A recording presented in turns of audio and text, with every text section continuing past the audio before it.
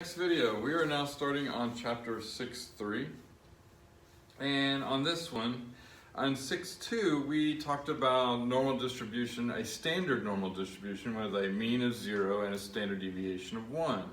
Now, most of the data sets we have will not have a mean of 0 and standard deviation of 1 because not everything is going to have a positive and a negative and balance out to a mean of 0.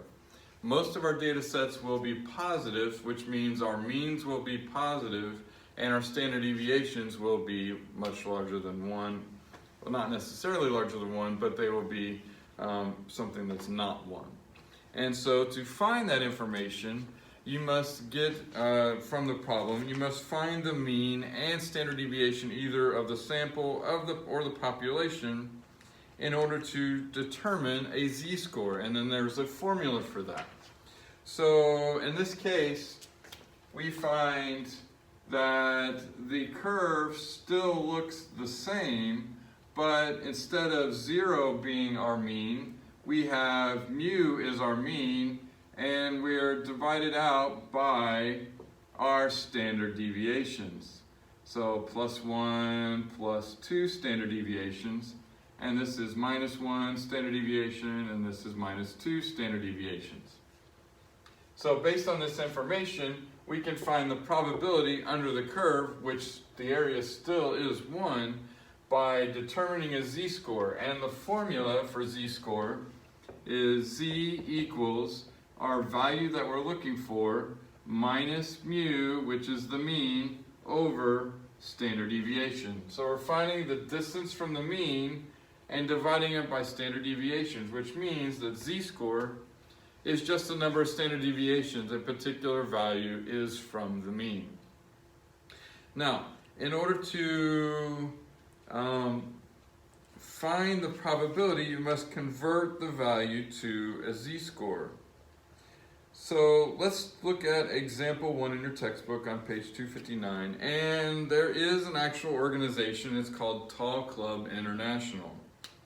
And in order for a male or female to be a part of this, they have to be a particular height. And in this case, in the example, the requirement for women is to be at least 70 inches tall. And given that, so that is the breakoff. So our x value, in this case, our x is 70, which is the breakoff point for our standard or our probability. Now, women have a height that's normally distributed and has a mean of 63.8 inches. So the average woman has a height of 63.8, and it has a standard deviation of 2.6 inches. Now, get in the habit of always labeling your information that you get from the problem. It's going to give you a value that they're looking for, and then it's going to give you information about the population. It's going to give you the mean and standard deviation, so go ahead and label it as your mu and sigma. So we need to determine, and in this problem it says, what percentage of women who satisfy the height requirement. So the ones that satisfy are the ones that are greater than 70 inches. So in this case, on this one, so we're going to label our curve. So for every problem, you want to draw a probability curve. Label your mu, which in this case is 63.8. Define what your problem's asking. In this case, we're looking for area greater than 70. So we put a dash over here, put 70, draw the line down, and shade the appropriate side. So I'm shading greater than 70. So in this case, so I'm looking for greater than 70. I need to find the z-score that corresponds to that. So in this case, my z-score is equal to 70 minus 63.8, which is my mu, divided by 2.6. Now, your z-score is always rounded to 2 decimal places. So in this case, you take 70 minus 63.8, and you would get 6.2, and then divide that by 2.6, and I would get a z-score of 2.38. The actual decimal is 2.384, so I would look at the 4 and round the 8 down, so this is my current z-score. So now I need to find the probability based on that z-score.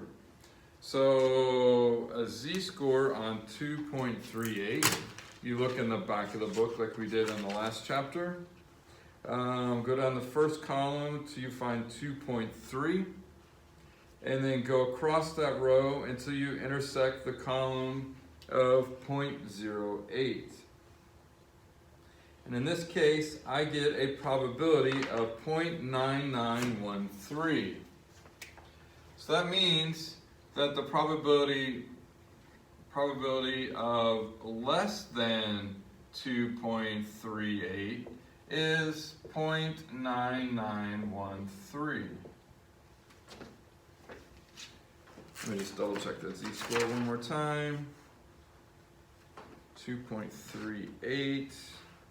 Yes, 0.9913, but this is less than. We want greater than. So then we take 1 minus 0.9913, and so this is our probability that it's greater than 2.38. And I get 1 minus 0.9913 to be 0.0087. So 0.87% of women are actually tall enough to be a part of this tall person's club. Now, let's try a different problem that I need to find values of a particular area, and I need to find the heights that allow, let's see, I need to find the heights that will allow me to have a car that allows 80% of the women to, or let's say 85% of the women to drive it. So I'm making a roof requirement, and I want to find the height. I need to find the x in which my probability that I need to find this x value such that 0.8500 falls in this value. So I need to find the x. Now my mu and standard deviation are still the same. My mu is still 63.8. My standard deviation is still 2.6. I don't know the x, but I do know the probability that I'm looking for. So I can convert this probability into the z-score that corresponds to the x value. So again, I will look in the back of the book, and since 0.85 is greater than 0.5, I look in the big data set and find the value that's closest to 0.8500. So if I look at the chart, I find out that 1.04 is the closest to 0.8500. So this z-score, this is my z, so I get a z-score of 1.04. So I have my z-score, I have my mean, I have my standard deviation, but I need to find x.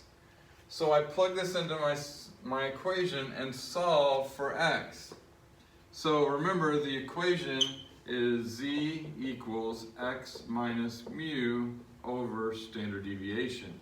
So I plug in the values that I have and solve for the one I'm missing. So I get 1.04 equals x minus 63.8 divided by 2.6. So at this point, I need to solve for x. So to solve for x, I have to get rid of the 2.6, So I multiply both sides by 2.6. And 2.6 times 1.04. 2.6 times 1.04. And I get 2.704 equals x minus 63.8. And then to solve for x, I would then add 63.8. And I get a x value of 66.5. So that means that I can take the particular car, if I have a roof height requirement that I can fit at least a 66.5 inch woman, that means 85% of the women can drive the car. All right, so if you have any questions on any of that, you can make comments below, or you can email me at school. You can, if you have any particular questions. So this is basically finding z-scores or converting the z-scores and finding the probability. So this is just working backwards. So again, if you would like to, you can continue an example if you would like. You can try example 4 in the textbook and follow the solution, and they will give you a little further. But just one thing I want to give you an idea that if you're looking for the same percentage on, or if you're looking for a particular value in the middle, that the z-score on your right will be the exact same z-score on the left, but negative. So for example, let's continue with the problem using women. So we have a mu of 63.8 and standard deviation of 2.6. And I want to find the values on both sides that in which 95% of the women fall between. So I need to find the value in the middle that's 95%. So if I'm looking for 95%, that means that the two tails have to add up to 5%. But since the two tails are even, that means that 2.5% is over here and 2.5% is over here. Now, I need to find the z-score that corresponds to this value and the z-score that corresponds to this value. Now, if 2.5% is in this tail, that means that the area to the left is 0.9750 because it includes the 95 in the middle and the 2.5% on the left tail. So if I look at that z-score, I need to find the z-score of 0.9750. If I look at that value, try to find the closest one, so I look for 0.9750, and you will see you have an exact match on the z-score chart of 1.96. So that's the z-score for this point. So 1.96 is the z-score that separates the top 2.5%. Now, if I want to separate the bottom 2.5%, I have to look for a z-score, the value of 0.0250. But since the distribution is symmetric, the value on the right should equal the value on the left. So take a look at negative 1.96 and tell me what you find. And if you look on the chart, you will find out that negative 1.96 is the 0.0250 that I'm looking for. So they are symmetric. So if you're looking for the same percentage on each tail, that if you find the z-score on one side, it's the same z-score on the left side, just negative. Or if you find the z-score on this side, this z-score is the same z-score but positive. It is symmetric. That's what makes this kind of cool. So then if I were to find the exact values, these would be my z-scores. I'd plug them into the formula each and then find the corresponding x value. And that would give me the heights. That would give me the middle 95%. All right, so that is chapter 6.3. Your problems to do for homework are on RenWeb.